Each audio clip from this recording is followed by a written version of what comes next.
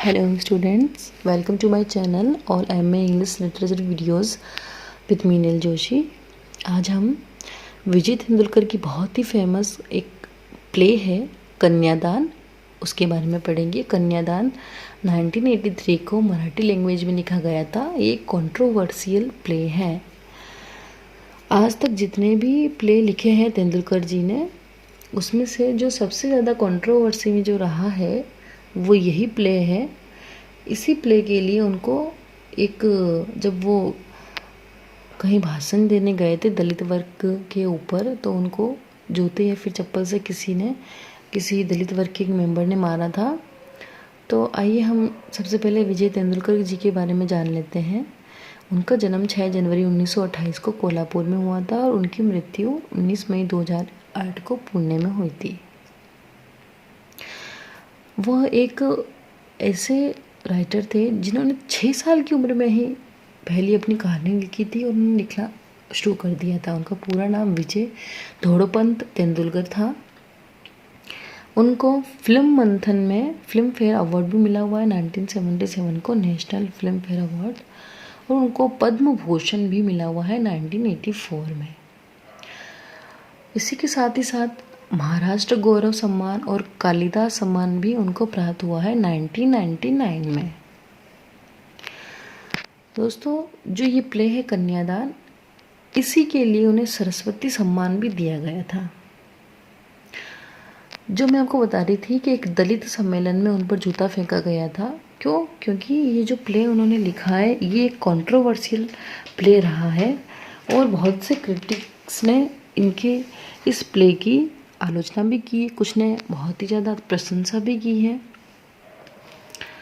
क्यों? क्योंकि ये एक एंटी दलित प्ले है अकॉर्डिंग टू जो दूसरे क्रिटिक्स हैं उनके अनुसार। ठीक है, तो आइए हम इस प्ले के बारे में डिस्कस करते हैं।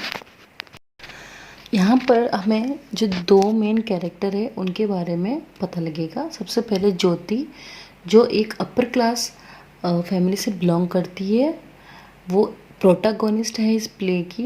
और दूसरा है अरुण अथालवे, वो एक महार जाति का दलित वर्ग का लड़का है। ठीक है, यहाँ पर जो ज्योति है उसको अरुण अथालवे से प्यार हो जाता है क्योंकि वो बहुत ही अच्छी कविता लिखता है और ऑटोबायोग्राफीज लिखता है। ठीक है, तो जो ज्योति है उसके पिताजी का नाम नाथ देवलालीकर है, वो एक एमएलए है। ठीक है, और वो गांधीज़्म यानी कि गांधीवाद को फॉलो करते हैं। उनका मानना है कि अंतर्जातीय विवाह करना सही है और अंतर्जातीय विवाह करने से इंडिया में जो कास्ट सिस्टम है वो हट जाएगा एक तरीके से। ठीक है, लेकिन ऐसा नहीं होता है। और जो उनकी मदर है, ज्योति जी की मदर है सेवा, वो एक सोशल वर्कर है। ठीक है, और उनका एक भाई भी है जयप्रकाश, वो एमएससी स्टूडेंट है और वो खुद बहुत ही इंटेलिजेंट गर्ल है। ठीक है, यहाँ ज्योति को अरुण अथालवे से प्यार हो जाता है और वो अपने पिताजी नाथ देवलालीकर जी के पास आती है और अपनी पूरी फैमिली के सामने बताती है कि उसको अरुण अथालवे से प्यार है और उसको उससे शादी करनी है। यहाँ पे जो उसकी मदर है, उसका भाई है, उनको तो बहुत ही ज़्यादा आपत्ति होती है इस शादी से कि ऐसा कैसे हो सकता है, तुम दलित वर्ग के लड़के से कैसे शादी कर सकती हो, तुम्हें नहीं करना चाहिए। ठीक है, हम ब्राह्मण फैमिली की, क्योंकि वो लोग ब्राह्मण फैमिली के हैं और अपर क्लास फैमिली से हैं, और जो लड़का है वो एक दलित वर्ग यानी कि एंटी कह सकते हैं कि एंटी सोशल, एक तरीके से उनकी जो कास्ट है उसे मैच नहीं खाता, रिलेट नहीं करता। तो माता और भाई तो वो तो बोलते हैं कि नहीं, शादी नहीं करना ये। लेकिन जो उनके पिता हैं नाथ देवलालीकर जी, वो बहुत खुश हो जाते हैं। उनका सपना था कि जो इंटरकास्ट मैरिज है उसको बहुत ही ज़्यादा प्रोत्साहन दिया जाए। तो उनको एक तरह का एक एक्सपेरिमेंट मिल गया अपनी बेटी के ऊपर ही करने का कि ठीक है, अपन करके देखते हैं कि इंटरकास्ट मैरिज की वजह से जो ये दलित वर्ग और ये इनका जो कास्ट सिस्टम है, इनके बीच में जो भेदभाव होता है वो एक तरह से दूर हो जाएगा। लेकिन होता कुछ और ही है, वो मैं आपको आगे बताऊंगी। ठीक है, तो अरुण और ज्योति की शादी हो जाती है। कुछ सालों तक तो वो बहुत अच्छे से रहते हैं, लेकिन कुछ समय बाद ही जो ये अपना अरुण है, अरुण भी एक तरह का मतलब अंदर ही अंदर वो जो कविता वगैरह लिखता है वो अंदर ही अंदर जो अपर क्लास के लोग हैं उनके ऊपर सटायर लिखता है वो, और वो अपर क्लास के लोगों से हेट करता है क्योंकि वो अपर क्लास के जो लोग हैं, उच्च जाति के जो लोग हैं वो नीची जाति के लोग यानी कि दलित वर्ग के लोगों के साथ में अच्छा व्यवहार नहीं करते हैं। यही सोच रख के अरुण अपनी जो पत्नी है ज्योति के साथ में बुरा व्यवहार रखता है, ये सोच के कि वो भी तो अपर क्लास से है और उसका जो रहने का ढंग ये सब है वो मतलब वो भी तो अपर क्लास के लोगों जैसा ही है। लेकिन ज्योति उसे बताती है कि भले ही मैं अपर क्लास के फैमिली से बिलोंग करती हूँ लेकिन मुझे कोई आपत्ति नहीं है तुम्हारे साथ रहने में, तो अपन खुशी खुशी रह सकते हैं। लेकिन अरुण के दिमाग में अभी भी वही बात है कि अपर क्लास के लोग जो होते हैं वो दलित वर्ग से मतलब बहुत ही ज़्यादा गंदा बिहेव करते हैं, अच्छा बिहेव नहीं करते हैं। तो ऐसा करते हैं धीरे धीरे उनके बीच में आर्ग्यूमेंट्स बढ़ती जाती है, लड़ाइयाँ बढ़ती जाती हैं। जो अरुण है वो ड्रिंक करने लग जाता है और अपनी पत्नी को मारने और पीटने लग जाता है। तो ऐसी बातों से तंग आ करके एक बार क्या होता है कि जो ज्योति है वो अपने पिता के घर पे आ जाती है। वो बहुत ही दुखी रहने लग जाती हैं, बहुत ही ज़्यादा डिसअपॉइंटेड रहने लग जाती हैं। उसके बाद में उसके पिताजी उससे पूछते हैं कि क्या हुआ, तुम रो क्यों रही हो, तुम यहाँ पे क्यों आई हो। तो वो बोलती है कि पिताजी ये जो मेरा पति है ये मुझे मारता है पीटता है बिना किसी बात के, और उसको अपने जैसे लोगों के ऊपर मतलब गुस्सा आता है, अपर क्लास के जो लोग हैं उनके ऊपर गुस्सा आता है। तो उसके पिताजी बोलते हैं जो उसके पिता है नाथ जी, उनको अंदर ही अंदर ये डर रहता है कि कहीं ये शादी टूट गई तो उनका ये जो प्रयोग है, एक्सपेरिमेंट है कि भाई इंटरकास्ट मैरिज भी सक्सेस हो सकती है, इससे कास्ट सिस्टम हट सकता है, तो एक तरह से टूट जाएगा। मतलब एक तरह से इनका जो सपना है ये एक्सपेरिमेंट का वो मतलब टूट जाएगा। इसलिए उसके पिता बोलते हैं कि नहीं, तुम्हें ये नहीं करना चाहिए, तुम्हें अपने पति के साथ वापस जाना चाहिए। लेकिन वो नहीं मानती है और थोड़े सा समय के लिए अपने पिता के घर पे ही रहती है। फिर बाद में अरुण उसको लेने के लिए आता है, उससे माफ़ी मांगता है और बोलता है मैं तुम्हें कभी नहीं मारूंगा, आप चलो मेरे साथ चलो। तो ऐसा करके वो उसके साथ में चल देती है। फिर कुछ दिनों बाद वो फिर वही चीज़ करने लग जाता है, उसको मारता है पीटता है, ठीक है। फिर वो अपने पिता के घर पे आ जाती है। तो एक बार क्या होता है कि जब वो अपने पिता के घर पे आ जाती है तो उसी टाइम पे उसकी जो ये अरुण है उसकी एक ऑटोबायोग्राफी छपती है, ठीक है। तो ये चीज़ वो अपने ससुर नाथ जी को यानी कि ज्योति के पिता को बताता है और बोलता है कि आप मेरी जो ये ऑटोबायोग्राफी है इसका प्रमोशन करने के लिए मेरे लिए एक अच्छी मतलब स्पीच दो। लेकिन जो नाथ है उसको तो बहुत गुस्सा आता है, क्योंकि वो जो अरुण है वो तो उसकी बेटी को मारता पीटता है। लेकिन वो ये सोच के स्पीच देने के लिए रेडी हो जाता है कि ठीक है, क्या पता मैं स्पीच दूंगा तो ये दोनों एक हो जाएंगे, वो खुश होकर मेरी बेटी को रखने लग जाएगा, मारेगा नहीं पीटेगा नहीं। तो वो ऊपर वाले मन से स्पीच दे देता है कि हाँ इसने अच्छी ऑटोबायोग्राफी लिखी है, दलित वर्ग को मतलब एक तरीके से आप लोगों को उनको नीची नज़र से नहीं देखना चाहिए ये वो। लेकिन होता क्या है कि अरुण फिर भी उसके साथ में वैसे ही बिहेव करता है। तो फाइनली वो जो ज्योति है वो अपने घर पे आ जाती है और अपने पिता से बोलती है कि अब मैं वापस वहाँ पे कभी नहीं जाऊँगी। तो उसके पिता को बाद में वास्तव में एहसास होता है कि मैंने मेरी एक एक्सपेरिमेंट के लिए कि भाई कास्ट सिस्टम को हटाया जा सकता है इस इंटरकास्ट मैरिज से, तो उसने उसकी बेटी की ज़िंदगी ख़राब कर दी। तो वो अपने आप को जो वो मतलब एक तरह की फ़िलोसॉफी में एक तरह की इमेजिनेशन में जी रहा था, तो उससे निकल के वो रियल वर्ल्ड में आता है कि ये इंडिया है, इंडिया के अंदर कुछ भी चीज़ें एकदम से सही नहीं हो सकती, ठीक है ना। अंतर्जातीय विवाह करने से और ये दलित वर्ग के लोगों से शादी करने से इस तरह से कास्ट सिस्टम नहीं हटेगा। क्योंकि यहाँ के लोग चाहते ही नहीं हैं कि इंटरकास्ट मैरिज हो, और अगर हो तो वो उसका बहुत ही ज़्यादा विरोध करते हैं। तो इस तरह से अंत में ये सीन दिखाई देता है कि जो नाथ है उसको अपनी गलती का एहसास हो जाता है।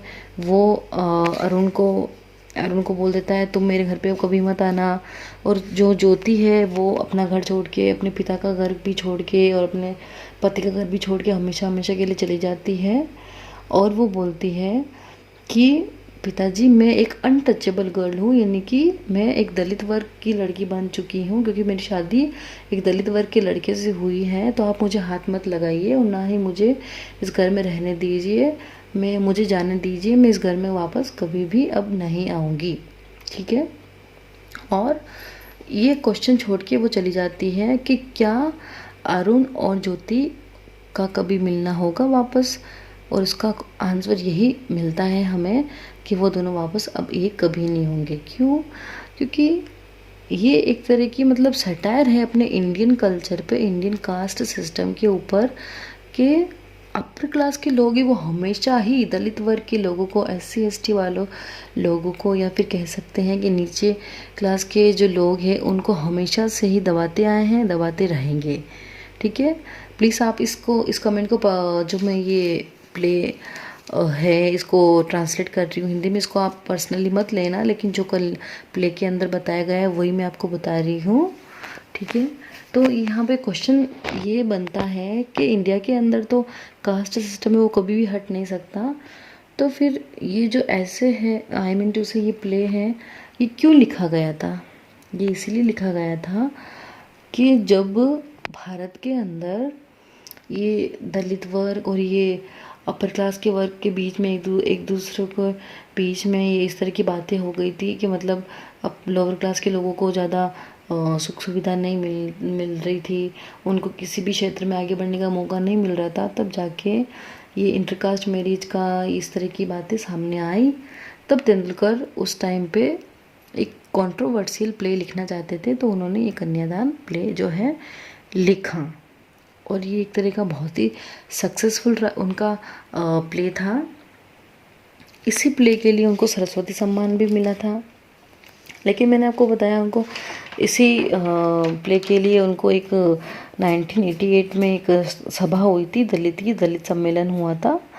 तो वहाँ पे ऑडियंस में से किसी एक व्यक्ति ने जो जिसको मतलब एक तरह से क्रिटिक मान सकते हैं अपन, उन्होंने उसके ऊपर एक चप्पल, मतलब तेंदुलकर जी के ऊपर एक चप्पल या फिर जूता कुछ फेंका। ठीक है। क्यों? क्योंकि ये एक तरह का एंटी दलित प्ले है ऐसा माना जाता है, और कुछ लोग इसकी प्रशंसा भी करते हैं, कुछ लोग इसकी आलोचना भी करते हैं। तो इस प्ले में यही सब है। जो इसकी जो मेन की नोट्स है वो इस तरह है कि जो प्ले है वो गांधीयन जो आइडियलिज्म है उसको फॉलो करता था। ठीक है। लेकिन अंत में इसकी रियलिटी मालूम लगती है कि जो इंडिया है, इंडियन सोसाइटी है, उसका जो सोशल बैकग्राउंड है वो कभी भी चेंज नहीं हो सकता, इट इज़ इम्पॉसिबल। क्यों? क्योंकि यहाँ के जो लोग हैं वो उनकी सबकी अपनी अपनी विचारधाराएं हैं। ठीक है। इस प्ले के अंदर हमें कंक्लूजन के रूप में 2 चीज़ें मालूम पड़ती है। सबसे पहले है कैथारसिस, दूसरा है हमेशिया। कैथारसिस के बारे में मैंने आपको बताया था कि पिटी और फियर जहाँ पे होता है उसको कैथारसिस बोलते हैं। ऑडियंस के मन में एक तरह की दया भावना और भय की भावना उजागर करना। अगर आपको कैथारसिस के बारे में नहीं पता है तो मैं नीचे डिस्क्रिप्शन बॉक्स में लिंक दे दूँगी। मैंने एक प्ले बनाया है अरिस्टोटल का, उसके अंदर पिटी एंड फियर के बारे में मैंने बहुत अच्छे से बताया हुआ है, आप वहाँ पे जाके कैथारसिस के बारे में देख लीजिएगा। हाँ, तो इस प्ले के अंदर कैथारसिस यानी कि पिटी और फियर को अरोज किया गया है। कैसे? कि जब जो नाथ है उनको मालूम लगता है कि उनकी बेटी के ऊपर मतलब वो प्रताड़ित की जा रही है अरुण के द्वारा, तो उसको बहुत बुरा लगता है। ठीक है। तो यहाँ पे ऑडियंस उसको देख के बहुत ही ज़्यादा पिटी यानी उसके लिए एक सिंपैथी मतलब दिखाती है कि बेचारा जो पिता है वो तो चाहता था कि उसकी बेटी खुश रहे, और मतलब वो उसकी खुशी के लिए उसने हाँ भी कर दी शादी के लिए, और ऐसे भी बोला ठीक है तुम कर लो शादी। लेकिन साथ ही साथ यहाँ पे एक चीज़ और दिखाई देती है कि एक तरह का एक्सपेरिमेंट था। ठीक है।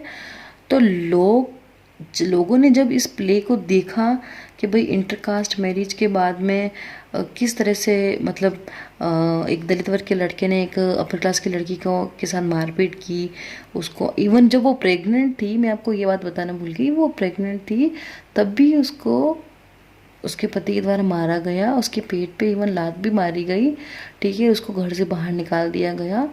तो लोगों ने जब ये प्ले देखा, जब नात की कंडीशन देखी तो लोगों में पिटी, यानी कि एक तरह की दया भावना सहानुभूति निकली इसके नात के लिए। लेकिन जब इस तरह की चीज़ देखी जो मतलब ज्योति के साथ में हो रही थी, तो लोगों के मन में एक तरह का फियर, यानी कि भय भी उत्पन्न हुआ कि कहीं हम भी अगर ऐसे शादी करेंगे, इस तरह से इंटरकास्ट मैरिज करेंगे, तो कहीं ये चीज़ हमारे साथ भी नहीं हो जाए। तो पिटी और फियर यानी कि कैथारसिस इसमें मतलब एक तरह से यूज़ किया गया है। और दूसरा है हेमर्शिया। हेमर्शिया तब होता है जब मतलब जो नात है उसको रियलाइज़ हो गया था कि मतलब हम मैंने बहुत बड़ी गलती की है। हेमर्शिया मैंने आपको बताया कि एक ट्रेजिक फ्लो होता है एक तरह का, ये भी उस ऐसे के अंदर बताया मैंने, अरिस्टोटल के ऐसे में बताया है, आप उसमें देख लीजिएगा हेमर्शिया क्या होता है। तो हेमर्शिया ट्रेजिक फ्लो होता है एक तरह का जिसमें हीरो को अपनी गलती का एहसास हो जाता है।